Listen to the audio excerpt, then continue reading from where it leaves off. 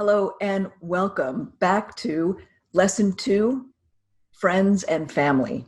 This is a very important lesson as we get back to thinking about yourself.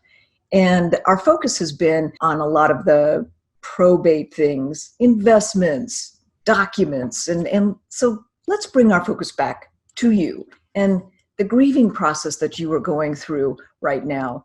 And there are 5 different steps in the grieving process, and you can be on one or all of them. I call that washing machine of emotions. You can go from one to the other in 1 hour, 1 day, in 1 week. So be gentle with yourself, be aware of those, and allow friends and family in. I mean, it doesn't really matter if you have family members like children that you have to take care of, or if you're living by yourself. You don't have to do this alone. Some of you might be really good at asking for help, and some of you might say, I can do it myself. I don't want to be a burden. You're not a bother. You're not a burden to people. And in fact, it is a great big gift. Even, think about it as a box that you've wrapped really prettily with a big bow that you give to someone when you ask them for help, or accept their help if they're offering it to you. If you think about it, when you have reached out and wanted to help somebody else and they reject you, doesn't that kind of hurt a little bit? And for the most part, I think the answer is probably yes. You don't want to deny someone that joy of helping you and being there for you. In fact, even on my own road of grieving, I did have early on, in the first 4 to 6 weeks, I had a couple of girlfriends who did reach out to me. They wanted to help, and I was trying to do it myself. And I just didn't want to go out. I was cocooning, is what I called it. I was trying to do some self-love and cocoon, and they just slowly over time quit reaching out. They quit trying to help. They quit trying to get me to come out. And it wasn't that it was a bad or horrible thing. It's just that the friendship kind of dissolved. And I encourage you, if somebody is helping, please allow them to help. Give them something small that they could do. It's a gift that you give them.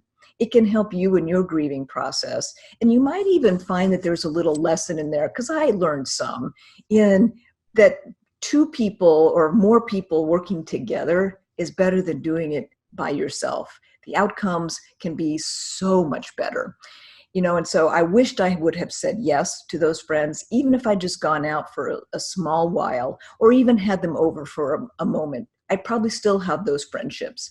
So don't let those dissolve. They're important, whether they were friends or family. And I almost felt as if, it was like a badge of courage, of honor, that I wore my grieving on my sleeve, that I told people how sad I was. I was almost afraid to be happy. And it is okay to be happy. In fact, they've even got some science showing that you can't be depressed and sad 100% of the time for the rest of your life. You may not believe it right now today because it hurts so much, but if you're in that part of the process, do know that it does get better. And the more little things that you can do with your friends and family and allow them those gifts of letting them help you, it will get you processing along the way quicker. And I do have a short story where there was a moment when I was feeling like I just could not go on, and I called a friend and told him that he needed to come over because I wasn't doing very well. And I encourage you, if you are having some really bad moments, reach out to someone, either just friend and family or a licensed person to help you.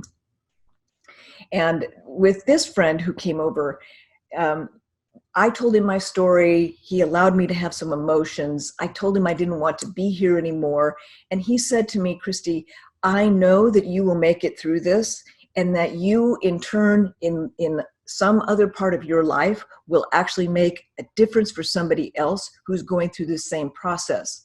And the reason I know that, he told me, is because I too almost wanted to leave. I too was thinking of suicide. And I asked a friend to come over, and they told me, no, you are not going to leave. You are actually going to stay here, and you're going to make a difference for someone else. And I believe on that night, he did implant in me a reason to be here. And he did save me.